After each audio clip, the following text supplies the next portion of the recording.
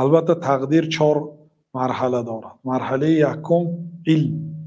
الله تعالی از ازل میدانست که امروز ما در همین سنه منظومه ابن ابی داود را شرح میدهیم. این علم الله تعالی از ازل داشت، سپس این را نوشت و امروز خواست و پیدا کرد. این 4 مرتبه های ایمان و تقدیر است. ایمان آوردن و تقدیر انسان را از تمام مصیبت ها راحت میدهد. هر بلایی که شما آمد، مصیبت اگر بیاد، بله به تقدیر پرتایید. بگین گناه ها را به تقدیر نپرتایید.